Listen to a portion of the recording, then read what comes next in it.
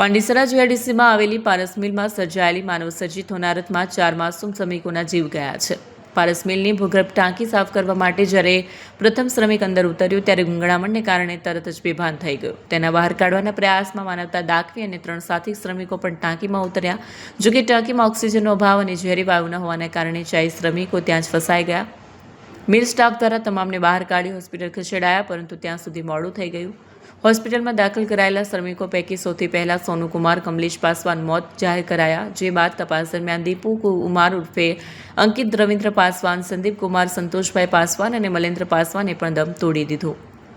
એક સાથે 4 યુવાનોના મોતથી શોકની લાગણી પ્રસરી ગઈ। પોલીસ તપાસમાં બહાર આવ્યું છે કે કોન્ટ્રાક્ટર વિનોદ ગુપ્તાએ શ્રમિકોને ટાંકીમાં ઉતારતા પહેલા ગેસ માસ્ક, સેફ્ટી બેલ્ટ કે વેન્ટિલેશન જેવી કોઈ જ પૂર્વ તૈયારી કરી નહોતી।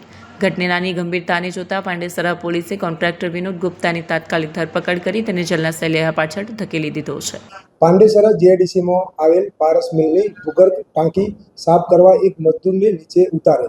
જે મજદૂર કોઈ ગૂંગળામણથી અથવા અન્ય રીઝનથી બેભાન થઈ ગઈ। જે મજદૂરને બચાવવા અન્ય 3 મજદૂર પણ ભૂગર્ભ ટાંકીમાં ઉતરે।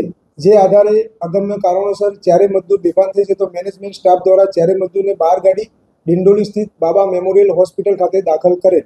ત્યાં દાખલ કરેલ પૈકી એક મજદૂર જેનું નામ સોનુ કુમાર કમલેશ પાસવાનને ડૉક્ટરશ્રીએ મૃત ઘોષિત કરેલ।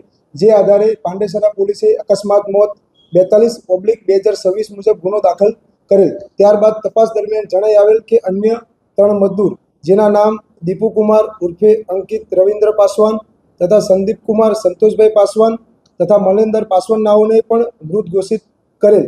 તપાસ દરમિયાન હકીકત જણાઈ આવેલ કે કોન્ટ્રાક્ટર વિનોદભાઈ ગુપ્તા નાઓએ પોતાના આર્થિક લાભ સારું તથા કોઈ પણ સેફ્ટીના સાધનો રાખેલ નહીં અને ભૂગર્ભ ટાંકી સાફ કરવા માટે મજદૂરને ઉતારે।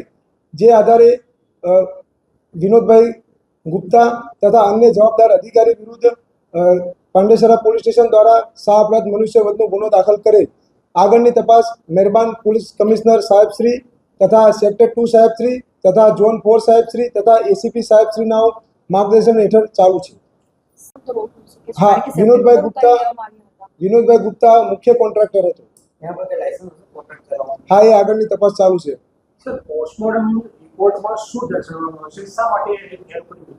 પોસ્ટમોર્ટમ રિપોર્ટમાં પ્રાથમિક એવું જણાઈ આવેલ છે કે ગૂંગળામણ થવાના કારણે વ્યક્તિનું મૃત્યુ થયેલ છે।